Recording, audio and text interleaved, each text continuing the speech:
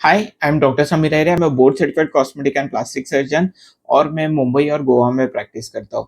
आज के वीडियो में मैं एक बहुत ही कॉमन प्रोसीजर के बारे में बताऊंगा जिसके बारे में काफ़ी कन्फ्यूजन है कि ये प्रोसीजर क्या होता है, इसमें क्या-क्या चीज़ें करते हैं, कैसा होता है और इसका कॉस्ट क्या है। तो let's start with today's video. काफ़ी पेशेंट्स जो मेरे पास कंसल्टेशन के लिए आते हैं वो मुझे पूछते हैं कि मॉमीज मेकओवर सर्जरी क्या होता है। तो मेरा उनके लिए एक सिंपल आंसर रहता है, मॉमीज मेकओवर सर्जरी एक सिंगल ऑपरेशन है जिसमें हम मल्टीपल प्रोसीजर्स करते हैं। फॉर एग्जांपल किसी को टमी का इशू है तो हम उनके लिए, एक्सेस स्किन है तो हम उनके लिए टमी टक करते हैं। अगर उनको एक्सेस फैट है तो हम लाइपोसक्शन करते हैं। कोई पेशेंट का अगर सपोज ब्रेस्ट सैगी है तो हम ब्रेस्ट टाइटनिंग करेंगे, ब्रेस्ट लिफ्टिंग करेंगे। किसी का अगर ब्रेस्ट का साइज कम है तो हम इम्प्लांट या ऑगमेंटेशन करेंगे। किसी का साइज अगर बड़ा है तो हम उसको रिडक्शन करेंगे। तो ये अम्ब्रेला के अंदर मल्टीपल प्रोसीजर्स किए जाते हैं। So basically mommies makeover surgery का एम रहता है कि आपको आपके प्री प्रेगनेंसी फिगर पे लेके जाने के लिए और आपका बॉडी को मोर कॉस्मेटिक या जो उसका अपीयरेंस है इम्प्रूव करने के लिए हमारा टारगेट रहता है। मॉमीज मेकओवर सर्जरी करने के लिए कंपलसरी नहीं है कि you have to be a mommy. अगर आप अनमैरिड हो या फिर ग्रैंड मदर है तो भी आप मॉमीज मेकओवर सर्जरी कर सकते हो।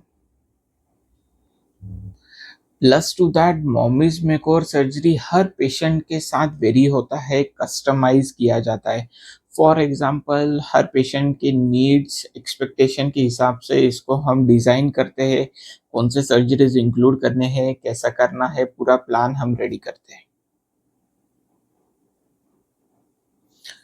तो जब हम आपका breast, tummy, liposuction, genital aesthetic procedures, facial procedures सब एक साथ हम जब प्लान करते हैं तब हम इसको मॉमीज मेकओवर सर्जरी डिफाइन करते हैं।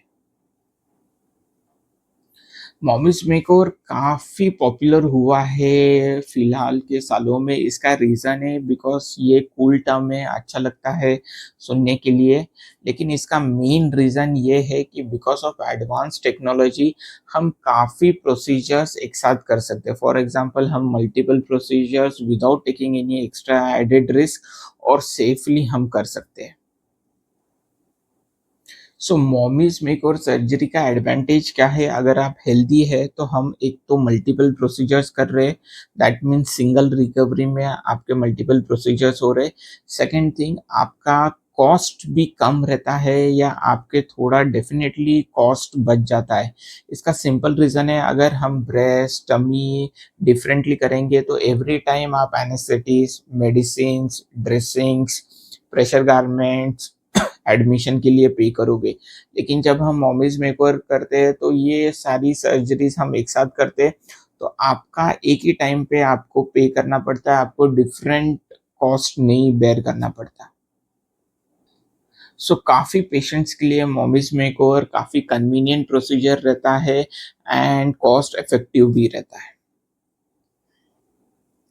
अगर आप मॉमीज मेकओवर सर्जरी करवाना चाहते हो तो आपको एक चीज़ ध्यान में रखनी है कि आपको ऐसे सर्जन को चूज़ करना है जो मल्टीपल प्रोसीजर्स कर सकते हैं। उनकी जैसे हम कहते हैं कि कोई भी सर्जन एक प्रोसीजर में स्पेशलाइज्ड रहता है। आपको ऐसा सर्जन ढूँढना है जो आपका ब्रेस्ट का भी करे, आपका टमी का भी करे, लिपोसक्शन भी करे, सारी चीज़ें करे। तो इसमें एक डिफ़िकल्टी रहता है कि वो सर्जन सारे प्रोसीजर्स बेस्ट कर सकता है कि नहीं। एंड सेकंड रहता है, अगर वो बेस्ट कर भी सकता है तो वो एक टाइम पे सारे प्रोसीजर्स बेस्ट आपको रिजल्ट दे सकता है कि नहीं। तो उस वजह से आपको कोई सर्जन जो एक्सपीरियंस्ड है, जिन्होंने काफ़ी मॉमीज मेकओवर सर्जरी की है, ऐसे सर्जन को चूज़ करना अच्छा रहता है। So if you are thinking कि मुझे मॉमीज मेकओवर सर्जरी करना है तो आपके सर्जन का planning is very important.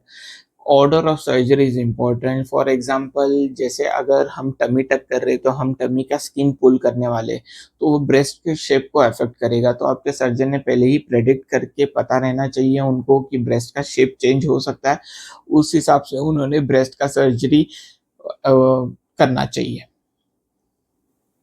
And finally आते हैं इसके कॉस्ट के ऊपर। तो इसका कॉस्ट डिपेंड करता है फर्स्ट कि आपके कौन से फैसिलिटी में हो रहा है।